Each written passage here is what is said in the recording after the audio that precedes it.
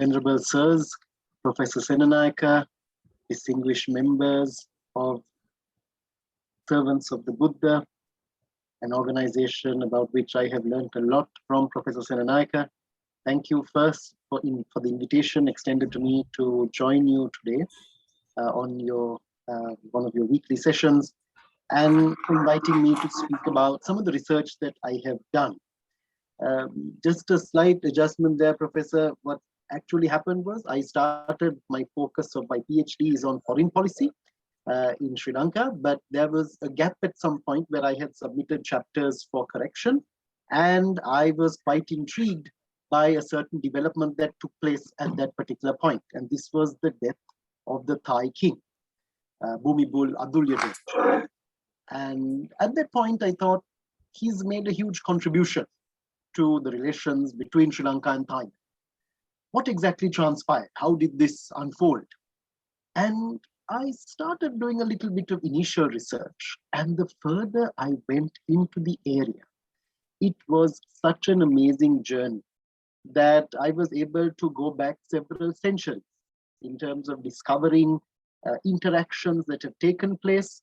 And this is not interaction that we would classify to be purely in the religious realm. Now, usually, when we understand religions, whatever the religion we talk about, we try to classify it as religion. But of course, as we go back in time, we're looking at state-to-state connectivity. And this is where the diplomacy and the diplomatic engagement is coming into the picture. And that is what I want to share with you today. So let me share screen with you. And yes, I hope you can see the screen. So what I'm focusing on here is Buddhist diplomacy, reflections on ties between Sri Lanka and Thailand. Now, when we talk about Buddhist diplomacy, and this term is being used in the current context, we need to understand that there are many aspects to it.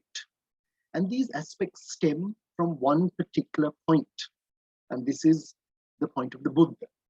This is where when we reflect upon the whole concept of Buddhism as a philosophy or a religion, if we look at the teachings of the Buddha and how they have evolved, we understand that they are intrinsically woven into the fabric of Asian society. Today, we see this going beyond Asian society. It is not something that is limited to Asian society.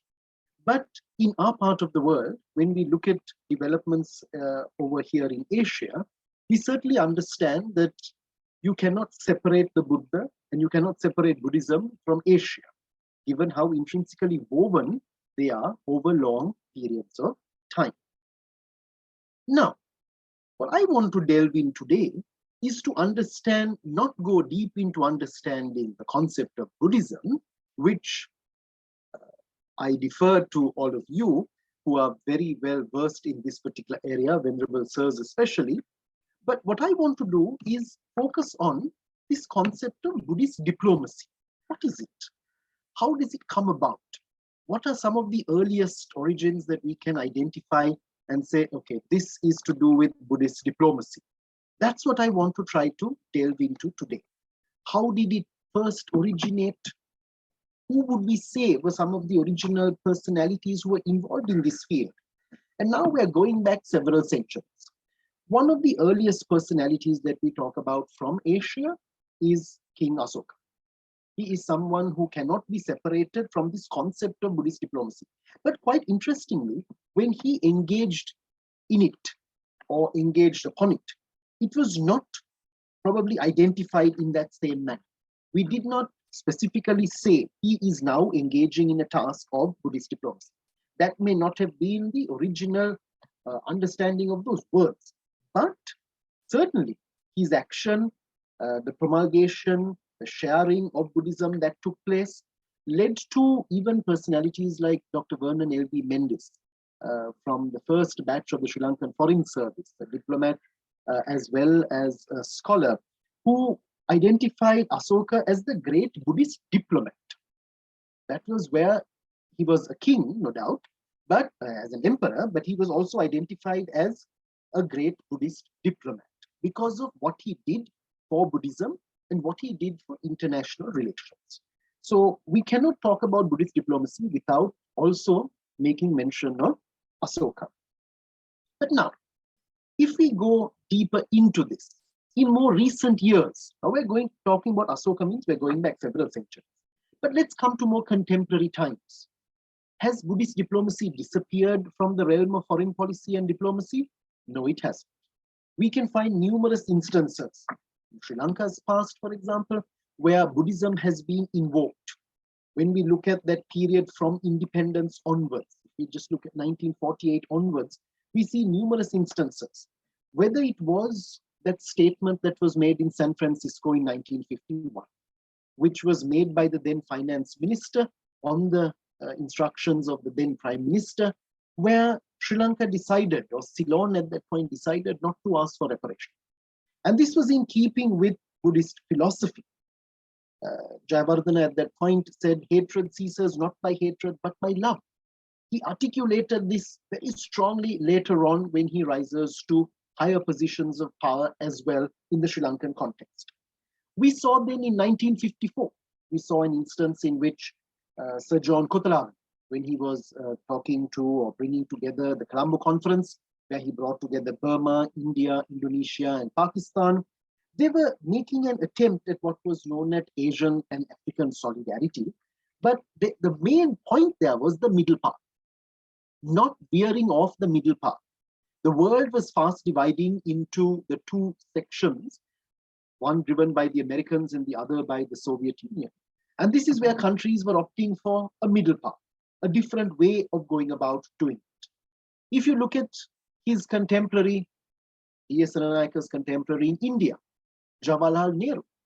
Jawaharlal Nehru was even known to have a large statue of the Buddha in his office. Now, why was that? What were those sentiments, even the sentiments that he expressed when he spoke at Bandung, when they tried to find ways and means to steer clear of the two power blocks in the world? What were they trying to do there? What were they trying to achieve through that process? This is something that we need to try to understand. When we come to the times of Sirimao Bandaranaike, we're looking at instances in which there were persecutions of Buddhists that were taking place in Vietnam. On that occasion, you had her writing to getting consensus among other leaders in which of countries in which Buddhism was predominantly found, where she wrote to the American president at the time, Kennedy, asking him to use his good officers. So once again, we saw Buddhist diplomacy at play. Countries in which Buddhism was predominantly followed, adhered to, coming together in defense of another country in which persecution was seen to be taking place. We see this later on. If we come back to 1998, you know that Vesak has been declared an International Day of Observance in the United Nations. At UNESCO, the United Nations Educational, Scientific and Cultural Organization, some of the largest Vesak commemorations have taken place on a level at which it is interfaith dialogue, using that occasion to bring countries together. And that was probably one of the best aspects in most contemporary times of the true meaning of Buddhist diplomacy being used on the world stage, especially by a country like Sri Lanka. Now, I'll talk about Sri Lanka more in a short while, but I want to go into understanding it on a multilateral level. And that is where we talk about U Thant. U Thant was Secretary General of the United Nations. He came into office at the time of the demise of Dag Hammarskjöld, who was killed, died accidentally. Question marks remain over his death at that stage. And U Thant, who comes into power, he's from Burma. And the role that he plays, he's there for a period from 61 to 71 or so. And this is where there are several issues that he is having to confront. Whether it is the West Irian dispute, the Vietnam War, the Cuban Missile Crisis, the Six-Day War, the Soviet invasion of Czechoslovakia, it was not as though he had smooth sailing through his term as UN Secretary General. But he brought out certain key aspects of his upbringing, his religious background, his cultural background. He once noted, to understand my conception of the role of the Secretary General, the nature of my religious and cultural background must be understood. He was seen to be extremely calm. He was this rock amongst a very stormy environment. People were able to turn to him. And he felt, and he believed, that he was able to remain in that way, to remain that resolute individual throughout that period, due to something that had been imbibed in him from a very young age. And that is where he talks about his religious and cultural background. Now, staying on that lines of multilateralism and looking at that much bigger picture, I want to quickly give you certain instances in which some of the research that has been done talk about how principles of Buddhism can be compared to principles that are found in the UN Charter. And you might think, United Nations Charter, Buddhism, what's this connection? There is connection that has been drawn by certain scholars. I will just give you a few of them. Just to reflect on a few of them, I would be happy to share this PowerPoint with you at some point, which you can go through at leisure. But just to give you some of the most salient aspects. When we talk about metta, goodwill or kindness, Dawn talks about the fact it was done by A. Walter Dawn, and he says, if you look at the UN Charter, the preamble, to practice tolerance and live together in peace with one another as good neighbors. He looks at Article 1.2, to develop friendly relations among nations. He looks at Article 1.3, promoting and encouraging respect for human rights and for fundamental freedoms for all without distinction as to race, sex, language, or religion. Practice to all without distinction. So this is where a comparison has been drawn between metta and some of the provisions in the UN Charter. Go beyond that to karuna. He identifies several points. So I'm showing you this to give you an understanding of how Buddhism has been interpreted on the world stage. It is not something that is being regarded only as a religion, but the philosophical aspect of it, which has been incorporated even, you can argue, into international documentation, which has been accepted by all countries in the world. Let us not forget that. If you become a member of the United Nations, you have to sign the Charter. When he talks about karuna and the duty to mitigate the suffering of others in terms of compassion, he uses the preamble and he says to save succeeding generations from the scourge of war, which twice in our lifetime has brought untold sorrow to mankind. Now, 1945, preamble is coming out. They're talking about the First and Second World Wars. Also going further, looking at Article 1.1, to unite our strength to maintain international peace and security. Also in the preamble, to employ international machinery for the promotion of the economic and social advancement of all people. 1.3, to achieve international cooperation in solving international problems of an economic, social, cultural, or humanitarian character. Article 73, the interests of the inhabitants of territories are paramount and accept as a sacred trust the obligation to promote to the utmost the well-being of the inhabitants of these territories. And they're talking there about the Trusteeship Council and what exactly happened, how they were given to be looked after. The 5 permanent members were given the task of looking after them and trying to reduce the problems, helping them graduate to the level of becoming countries on the world stage. He talks about ahimsa, non-violence and respect for all. He finds numerous instances which he is able to make connection with the UN Charter as well.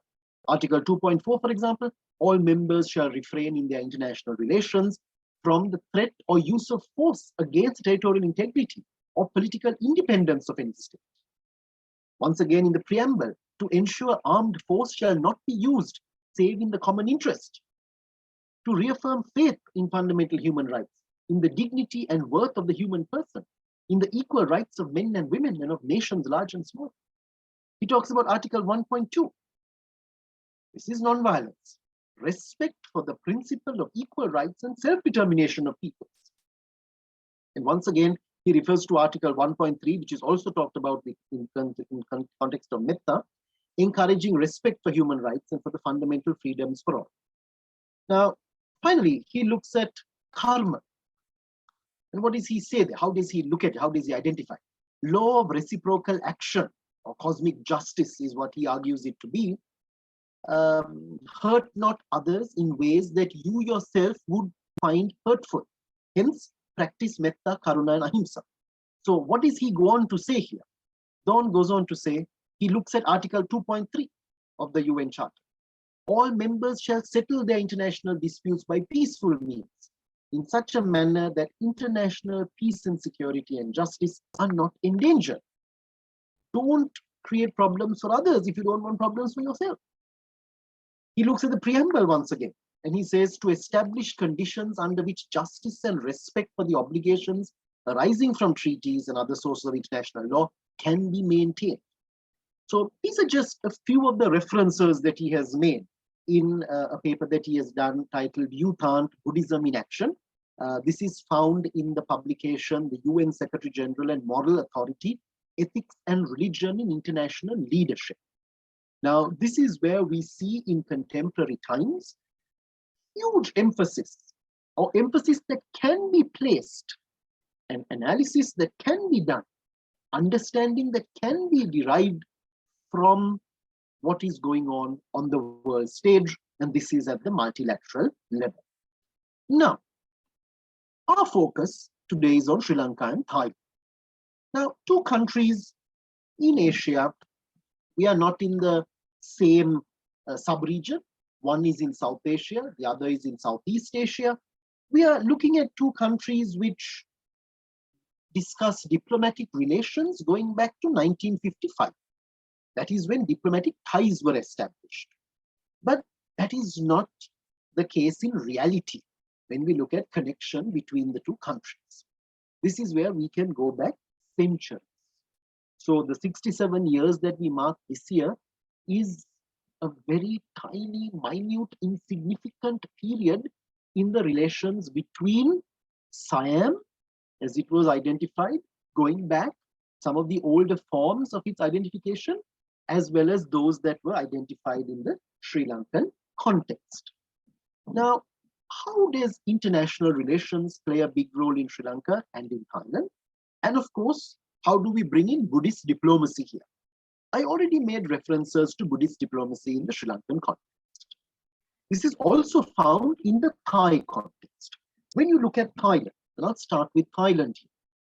This is the only country in which the constitution very specifically mentions. This is not something that is found in any other constitution out there, where it is very clearly stated that the king is a Buddhist. So the entrenchment of Buddhism in Thailand is extremely long-standing, but at the same time is very deeply entrenched in their administration, in how they have been referred to in history. The Thai king had been identified for a long time as the Buddhist king, especially during periods of colonialism. For example, when relics were found in Kapilavastu, it was identified that it had to be given to the Buddhist king for him to distribute accordingly. So, whilst various personalities are involved even in that particular process, the Thai monarch, as the political head of the country, is also the Buddhist leader. There is, from a clergy point of view, chief monks. No doubt about that. The king also is obligated to be ordained for even a short period of time. And that has happened on consecutive occasions with the monarchy right throughout up to the present day. And this is where Thailand has been truly, we can use the word embedded. Buddhism being embedded in Thailand is absolutely certain. And there is no doubt about that. When we look at Sri Lanka, when we look at connectivity, when we go back into time, whether we go back to the time of the kings, whether we go back beyond that, we go to some of the earliest understandings of the island of Ceylon, Taprobane, Tambapani, whatever we want to call the island, we have seen religion playing a very crucial role on the world, on the Sri Lankan stage, and in Sri Lanka's interactions with the international community. This is without a doubt. Now, sometimes we hear the argument that we need to separate politics and religion. This is something that comes up on a continuous basis. Now, we might refer to it as state and religion. In olden days, a lot of literature talks about church and state, and their church not being only the Christian church, but church in general being the religious structure or the religious order. And this was where, if we look at just two quotations that I want to use here, Lona Devaraja, a well-known Sri Lankan historian, noted, for religion to play its socio-political role effectively, it must receive the recognition and support of the state. Now, in the Sri Lankan context, in the Thai context, this has happened. We cannot divorce the two.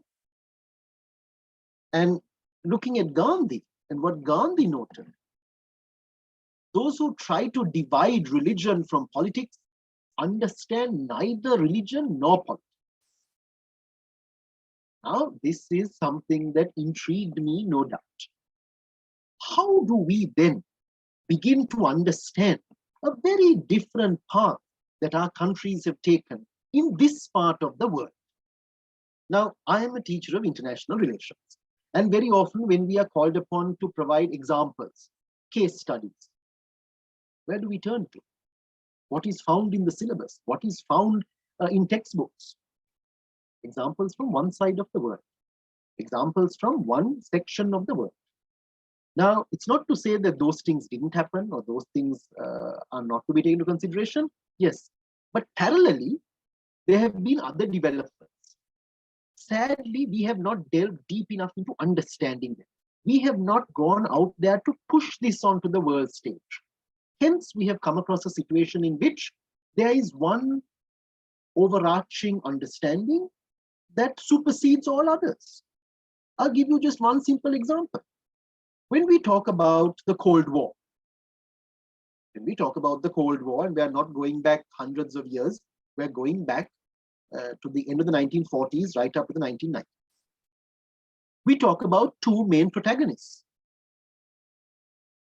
Full stop. But that's not all.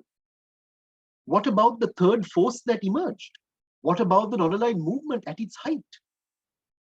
Very often we look at the non-aligned movement in the 21st century and say, oh, failed institution, hasn't done much, not very effective. But what about the non-aligned movement of the 60s and 70s? The role it played, the dynamism with which it was able to articulate positions. That was the true middle path, not going to extremes. That was something that a country like Sri Lanka, this was where the whole conceptualization began. In 1954, when Sir John invited the leaders of India, Pakistan, Indonesia, and Burma, or modern-day Myanmar, they came together without an agenda. Very unusual for leaders to meet without an agenda. But on that occasion, each one highlighted different aspects. Ceylon talked about the problems of communism. India talked about the problems of the border with China. Pakistan talked about the problems of the border with India. Indonesia talked about Afro-Asian solidarity. Myanmar talked about economic integration. Today, we see that in ASEAN. When you look at what Indonesia talked about, Afro-Asian solidarity, 1954, they meet in Colombo and Kandy in April and May. By the end of the year, they go to Bogor in Indonesia and have a preparatory meeting. By 1955, we have Bandung. We have the principles of Bandung, the spirit of Bandung. If you read through the spirit of Bandung, you see the middle path being articulated in a very strong. But we probably failed in getting that message out there onto the world stage in a much stronger, more dynamic way. And somewhere along the line, the whole reliance on reference to Buddhist diplomacy dwindled to a large extent. And this is where, when I started doing research for, simply out of interest to see what had happened, how it transpired, and it finally led to a book coming out. But it really made you realize that in the Asian context, There is such strong affinity between religion and the state, and this affinity has been found in numerous examples and case studies from historic times to date. Now, let me talk a bit about Thailand. This is a photograph of King Vajirabhut, also known as Rama VI. Now, this is a poem that he wrote. He was known for his poetic skills. He was way more interested in literature, in the arts, in poetry. The words take on great meaning. It has been obviously translated into English. What does it say? Love the king with complete loyalty. Love the nation with unswerving duty. Love the Buddhist Trinity faithfully.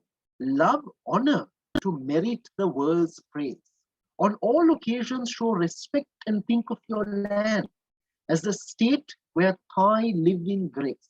We must cherish it so it endures forever. Whoever invades the land of the Thai, we will fight to the last man, to the last mile, sacrificing life's blood and life itself rather than lose our honorable name.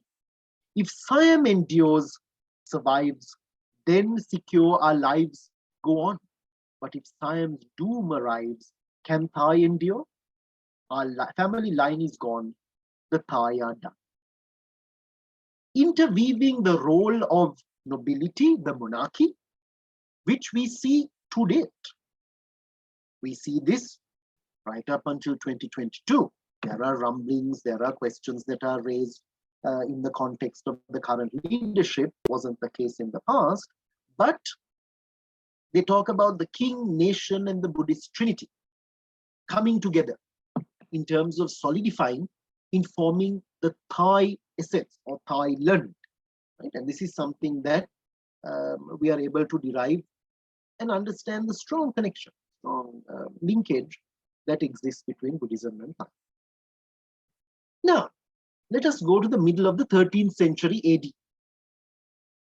Parnavithana notes, the Siamese people modeled their religious institutions on those of Ceylon, and that Sinhalese monks were invited by the Siamese kings to instruct the people of the Minam Valley in the teachings of the Buddha. Now we are going back to the 13th century AD. Parnavithana has researched the origins in a very extensive manner. If you are able to lay your hands on copies of the Journal of the Royal Asiatic Society, it is a treasure trove. You are delving into such rich information, material, sometimes known in the past and forgotten, sometimes not known at all, by all and sundry. This is not something that is permeated into society. Today, when we talk about Thailand, the first reference people have is to shopping, to the beaches, to enjoyment, entertainment. But there is a strong bond. Now, this is the second oldest in terms of those relations that we look at, the first being with Burma. Right? So, we look at this oldest form of engagement or how it originated, how it was modeled and facilitated. This was the second. Burma is probably older, and we can discuss that.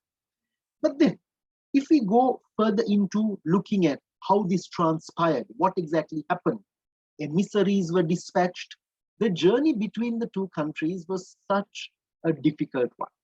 It was not something that was embarked upon with much glee or happiness, simply because it was very perilous. Very often you would perish in that journey between the two countries, especially coming across the Bay of Bengal. It was not an easy journey at all. However, ordinations take place. These ordinations are taking place during the initial period of the reign of Parakma Bahu VI of Kotte. Now, Parnavithana has been able to identify specific dates. Now, one thing we notice from a history point of view, you are going to find contestation. You are going to find alterations of the dates. If Parnavithana says it is this date, I accept it. but you might find certain scholars who would find alternate dates and say maybe it was the year before, maybe it was the year after. We're going back well into time. There could be a certain degree of ambiguity about particular references, absolute definite time periods. But certainly we see this transpiring at that particular point. So they came to Sri Lanka, they came here, they came to the island, they received ordination, and they went back. And this was where, when they went back, in terms of their identification, in terms of the group, in terms of the sect, the chapter, if you were to use that term, this is where they formed a Sangha that was originating from Ceylon, right? And it becomes known as the Sinhala Sangha because it's coming from Sri Lanka, or the country as it was identified at that particular point in time. Now, I want you to look at this particular quotation, right? Now, this is 1455. 1455. This is from the publication History of Theravada Buddhism in Southeast Asia. Hazra says, at the request of the members of the Sinhala Sangha. Now, Sinhala Sangha here are not monks in Sri Lanka. These are monks who have received ordination, gone to Thailand, and this is the name of the group. A seedling from the same venerable tree was planted by King Bilakaraja in one of the monasteries at Nabisipura, which is today believed to be Chiang Mai, in the northeast of Thailand, in Chiang Mai. From that time onwards, this monastery received the name of Mahabodharma because of the fact that there was the planting of a sapling from the Bo tree. The shrine built at this place resembles the famous temple at Bodh Gaya in India and is now known as the Wat Chet Yot. In Thailand, they refer to a temple as a Wat, V-A-T. The relic which was brought from Ceylon by Mahadhamma Gambhira, one of the monks who received ordination at Kalyani, was deposited. There's a shrine called Rajaputta, also, and that's the Thai name of that shrine, Frey Chet Diluang, in the same city. Now, there is also reference being made to a Buddha image or a Pratima, which is a Pratimavak. That is how we would understand it. Ratana Pratima was also installed in the shrine in the reign of this particular king, Bilakaraja. Now, whilst we see saplings being taken across, ordination taking place, deposits taking place to build shrines, there is connectivity in the 1400s. 1955 is a very recent, it's exactly 5 centuries thereafter that we have established proper diplomatic relations which are based on political relations post-independence. Parnavitana goes on to mention that Ceylon was regarded by the Buddhists of Siam as well as by those of Burma and Cambodia as the fountainhead of pure Theravada doctrines. Now, when we identify Theravada Buddhism, we look at Mahayana, we try to understand where they originate from, where they have grown, how it has evolved. We talk about the Sangha councils, we talk about the various developments that took place within them. This was where, for Siam, Ceylon was the heart.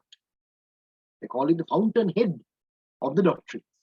And the sanctuaries of that faith in this island were regarded by the people of Indochina as almost equal in sanctity to the shrines in the Holy Land of Buddhism. The first occasion on which the people of Siam came into contact with Ceylon was in the reign of Rokaraja, one of the earliest kings of Sukhodaya. Now, Thailand was known as Siam before, but of course we had various other names that were used to identify this particular country, territory. And of course, that is based on how territory expanded and shrunk at different periods of time following various developments. There were moves to expand, take over, conquering, invading, expansion of authority. The writ of the government kept changing. Right? Now, I mean, if we go into each of these sections in a very in-depth manner, as I mentioned, Professor Nayaka, we will probably be speaking for many hours, if not many days, because there are lots of examples, lots of situations that we can try to identify. Now, when we look at the whole consolidation of connectivity between the two countries, this is where we are coming to the period of the 1700s.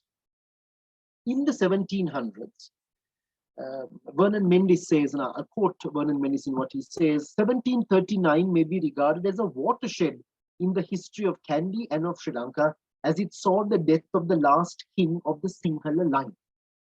And you know that there are developments that are taking place where the king's brother-in-law is ascending the throne in Kandy. So that is a new practice that is now being adopted, and that is continuing there. Now, this internal development is going to have an impact on the understanding of Buddhism in the country, but certainly on relations between Sri Lanka and Thailand as well. We might think that that was something within the royal families. That was something very much concerned with authority in Sri Lanka or in the Kandyan kingdom. Why are we trying to bring Thailand into this picture? Because there are issues, there is connectivity that takes place at this particular point. Now, the first emissary who was sent out, the first emissary who is sent out is one who is tasked with conveying, a delegation is sent out, they're tasked with conveying to the Thai monarchy the need for resuscitating the Sangha in Ceylon, because the Sangha had dwindled. It had dwindled to a large extent where it was said that it was very hard to find a person who had received higher ordination in the island. So various waves of colonialism had brought about much change. Now we are looking at the period. Remember, the Dutch have come in 1505. The Portuguese have come in 1505. You have them consolidating certain maritime areas. You have the Dutch coming thereafter. Now, amidst all of that in the background, keep that in the background, but internally in the Kandyan kingdom, it is now felt that there wasn't enough zeal. The whole process of safeguarding Buddhism had deteriorated to some extent, and a lot more needed to be done in order to improve, right, the relationship between the Sangha and the people, but of course within the Sangha itself. Envoys are sent. They go there, they request the Thai monarch and the head of the clergy in Thailand, in Siam as it was known, to dispatch senior clerics. There are references being made to the grandeur of the temples, the manner in which they are described, the material that is used to decorate the interiors of the temples. They have even provided details of pirikara that was offered at that particular time. Such amazing records exist. The pirikara talk about, and I'll just name a few items to you: 220 pieces of red and yellow silk, 30 red fans, 30 strings of prayer beads, 30 packets of needles, erica nut cutter, chunam boxes, scissors, razors, toothpicks, nail picks, looking glasses, cloves, nutmeg, cinnamon, wax candles, 2 arm bowls, a web of cloth. So a lot of the records that exist today give us a fair understanding of what it was like at that particular point. Now, in order to dispatch a delegation, it was not something that was smooth sailing once again. A decision had been made, the first delegation comes, it is not able to complete the journey. It is only after a certain period of time that they are able to undertake the journey. And this is where we have a very senior monk from, a very senior monk from Thailand, who is identified by the Thai monarch and the Buddhist clergy in Thailand to be sent to Ceylon in order to carry out the ordinations, and that is Upali Mahathera. Now, I'm sure this name is very familiar. Upali Mahathera is tasked with conducting the ordination, and those take place. They travel to Ceylon. We see it happening on the banks of the Mahavali, and you see the establishment of the Malvatta Vihara.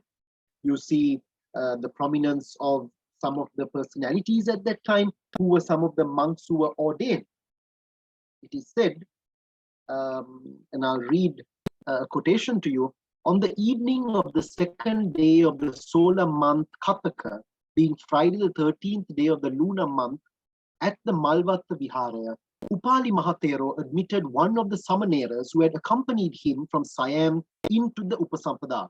On Saturday, the full moon day of the month of Asala, which is identified as the 20th of July, 1753, in the presence of the king, Upali Mahathero, Muni Mahathero, and other members of the Siamese Sangha admitted Kobe Kadwe Unanse, the Nayaka priest of the Uposadarama Vihara, Valivita Sarnankara Unanse, Pulangame Unanse, Pamaradeniya Unanse, Timbatwave Siddhartha Buddharakita Unanse, and Navinna, the Nayaka Unanse of the then Asgiriya Vihara.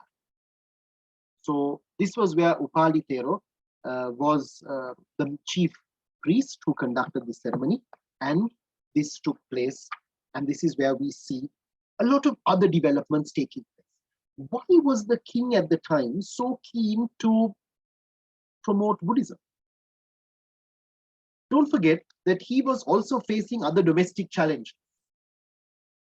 Members of the nobility or the noble families in the Kandyan kingdom weren't exactly entirely in love with him.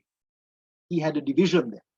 He wanted to secure a link through the Buddhist clergy, and he felt supporting the clergy would help him win over the nobility. Of course, there is intrigue thereafter, much intrigue that takes place, where there is a plot to remove the king. This plot is one which is hatched in the temple itself. Of course, the priests are said to not be involved in it, the nobility are said to be involved in it, some nobility are punished with death. We also find at that point Saranankara Thera, who became the Sangaraja, also being imprisoned, also moving out. References have been made.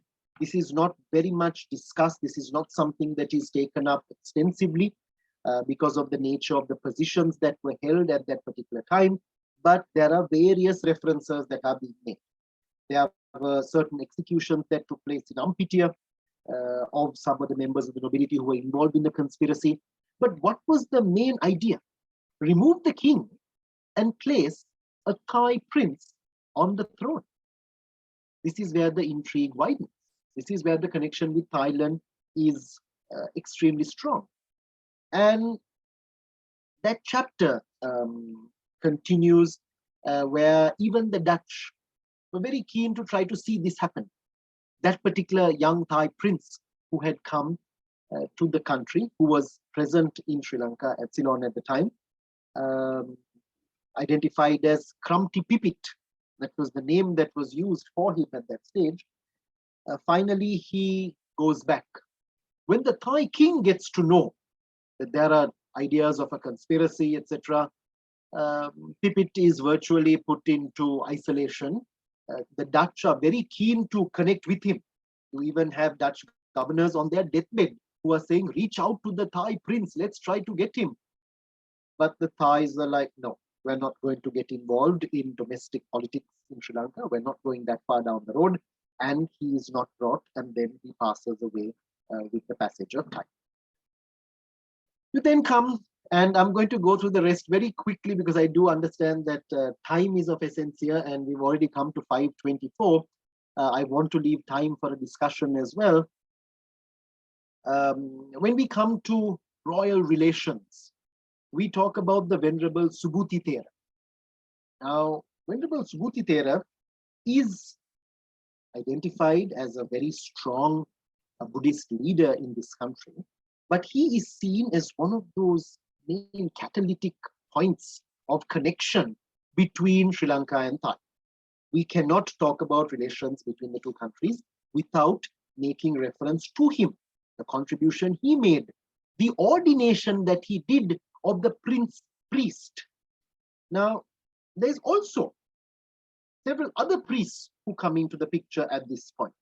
You have Bulat Gama Dharmalankara Thera from Gaul, from the Atapattam Pansala in Gaul, the Atapattam temple in Gaul, who writes to the monarchy.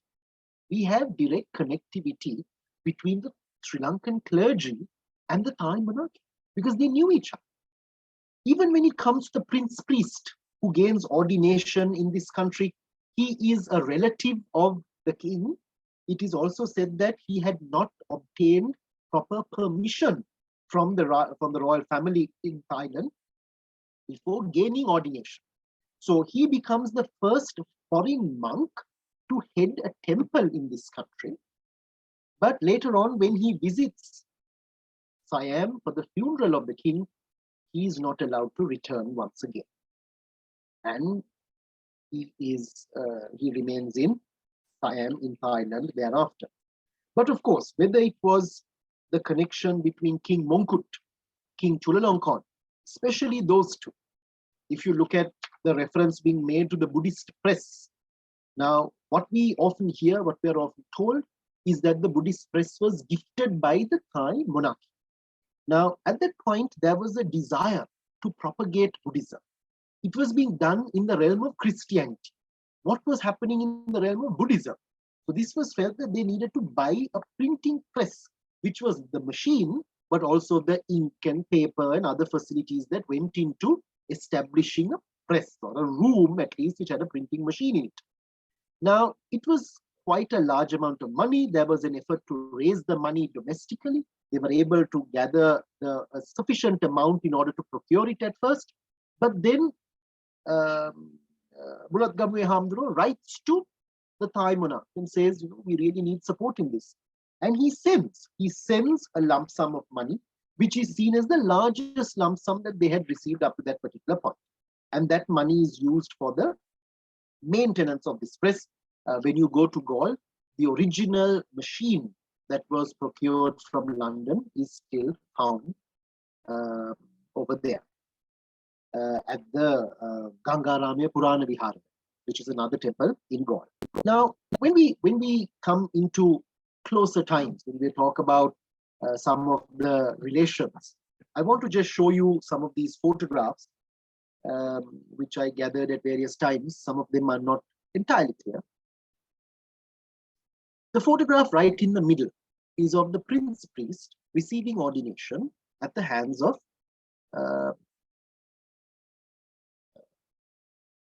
the priest of Vaskadwe Sri Subhuti Thera. Now, that is the temple on your left-hand side.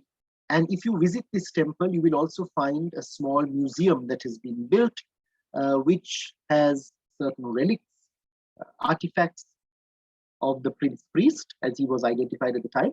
You also have a box, a brass box, that is the photograph on the right-hand side at the bottom, of his hair that was cut at the time of his ordination. If you go then to Gaul and you go to the Atapattam Pansala, where you also have a hall that is built and named in memory of King Chulalongkorn, you find these boxers of Ola leaves. So these boxers, there were a large number that were brought to the country. They had to be brought to the temple. Pansalata mewa vadam mannati. But there was objection to the parade. However, interventions were made at the very highest level. And this is the time of the British. But this is a gift from the Thai king. It is permitted. The parade goes ahead. And these have been brought and deposited in the temple. These are the arms bowls. If you look at the top of the lid, you will find tiny inscriptions on them. Of course, some of them are now in a state of decay, given how old they are, but of course they are being preserved very carefully. These are some of those alms bowls that were donated by the Thai king to the Sri Lankan clergy. This is the main Dharmashala of the temple. On the left-hand side here, you have a statue of the Buddha, but further aside, you also have a more recent statue that was built of King Chulalongkorn, because it was believed that he visited this particular temple. He also visited Kandy. There's a lot more that we can talk about in terms of those visits that took place. He wasn't overwhelmingly happy with Sri Lanka at the end for various other developments that took place, especially in Kandy. However, he did contribute towards the support of this particular temple. And Bulat Gamu Hamduro is someone who he identified as someone he could trust.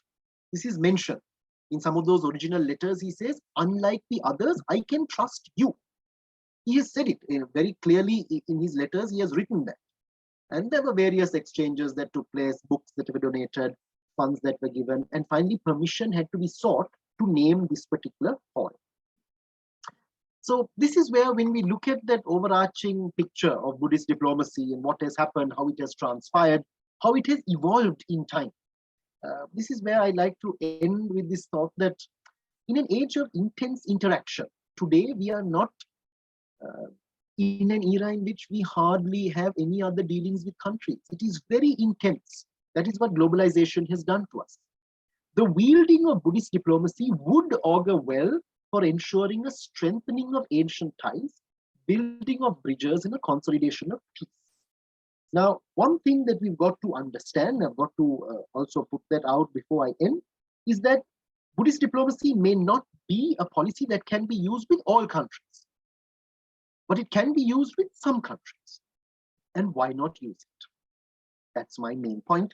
And that's how a publication came out earlier this year, a few months ago. And I think Professor Senanayaka saw that and details about it. And she got to know about the research I was doing and invited me to come and join. So thank you very much for your patient listening. I am more than willing to respond to any queries or clarifications that you may have. And I will do my best to answer.